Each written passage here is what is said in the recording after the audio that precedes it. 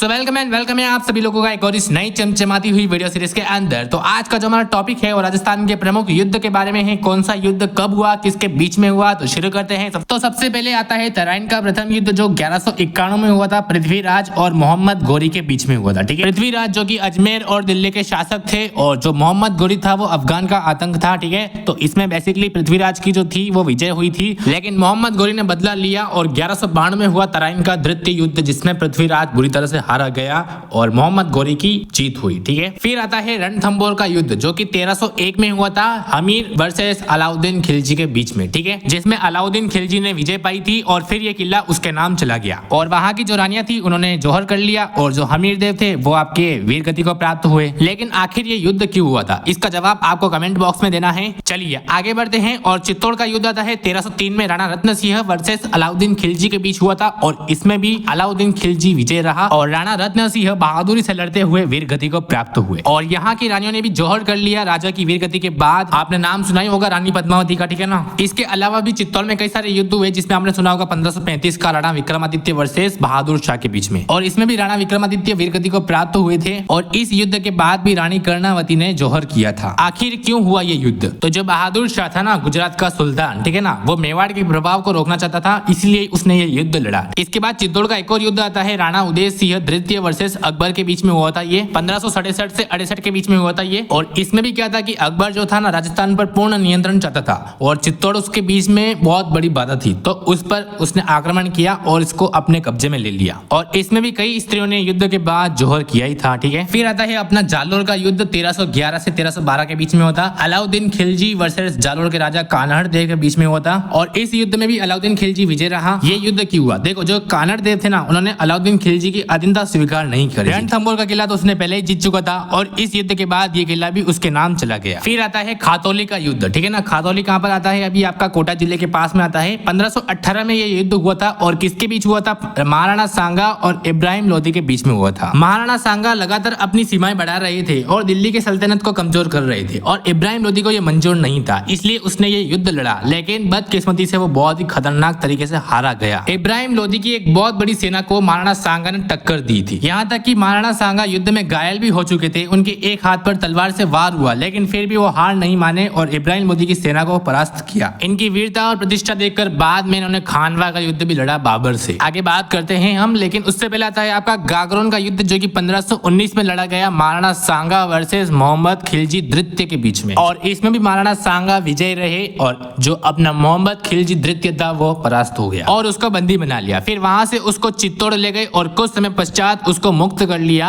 जो कि राजपूती मर्यादा का प्रमाण भी होता है। इस युद्ध के बाद मालवा राज्य काफी कमजोर हो गया और राजपूतों का प्रभाव काफी बढ़ गया और गागरोन का जो किला था वो कुछ समय के लिए मेवाड़ के अधीन चला गया। फिर इसके बाद लड़ा गया खानवा का युद्ध 1527 में मुगल सम्राट बाबर वर्सेस राणा सांगा के बीच में 17 मार्च 1527। ठीक है, और ये खानवा जो है वो भरतपुर के पास में आता है अभी। तो इसमें बाबर विजयी रहा और राणा सांगा इसमें परास्त हुए। बाबर ने इस युद्ध में तोपों और बारूदों का इस्तेमाल किया सकुशलता से बहुत ही, लेकिन राणा सांगा भी कम नहीं थे। 13 तीर और एक भाला और कई सारे घाव लगने के बाद भी वो डटे रहे युद्ध में, लेकिन अंत में उनको युद्ध क्षेत्र से बाहर ले जाना पड़ा और बाद में राणा सांगा ने फिर से योजना बनाई कि वो फिर से युद्ध लड़ेंगे, लेकिन दुर्भाग्य उससे पहले उनकी मृत्यु हो गई। फिर आता है पाहिबा का युद्ध जो कि 1541 में लड़ा गया था राव जेतसी वर्सेस मालदेव के बीच में। मालदेव इसमें विजयी रहे और मारवाड़ के शासक बने, ठीक है, अपने पिता को ही हरा कर। ठीक है ना, ये राव जेतसी इनके पिता थे, ठीक है ना, गद्दी के लिए ये आपस में लड़ाई थे बाप बेटे। फिर आता है सुमेलगिरी का युद्ध जो कि 1544 में लड़ा गया था मारवाड़ शासक मालदेव और शेर शाह के बीच में। अभी के टाइम में ये जगह नागौर जिले के पास में है। तो हुआ यूं कि शेर शाह सूरी पूरे राजस्थान को अपने अधीन करना चाहता था। उस वक्त मालदेव के अधीन भी एक बहुत शक्तिशाली राज्य था।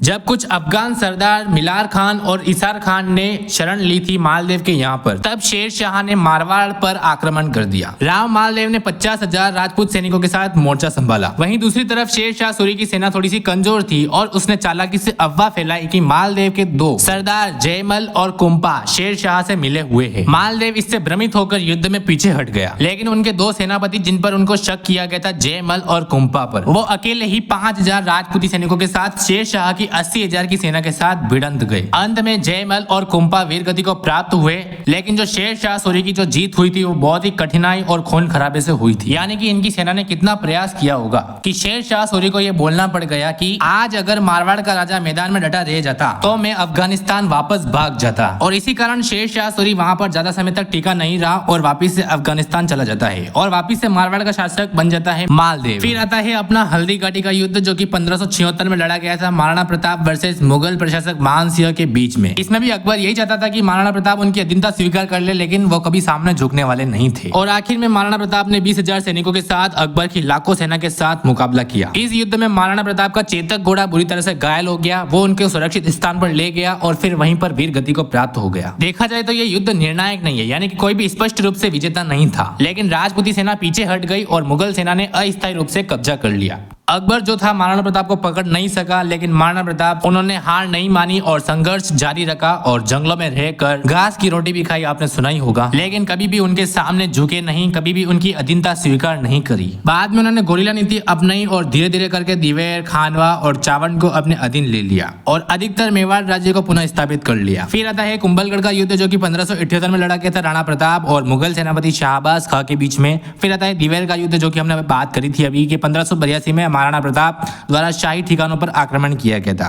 मतीरे की राड़ का युद्ध, जो कि 1644 में लड़ा गया था अमर सिंह राठौड़ और राजा कर्ण सिंह के बीच में, ठीक है। पिलसुद का युद्ध लड़ा गया था 1715 में सवाई जय सिंह और मराठों के बीच में, ठीक है। मंदसौर का युद्ध 1732 में लड़ा गया जय सिंह और मराठों के बीच में। मुकुंदरा का युद्ध लड़ा गया 1735 में सवाई जय सिंह और मराठों के बीच में। फिर आता है रायसेन का युद्ध 1543 में चौहान, पूर्णमल और शेरशाह के बीच में। मेवाड़ का युद्ध हुआ फिर 1614 में खुर्रम और अमर सिंह के बीच में।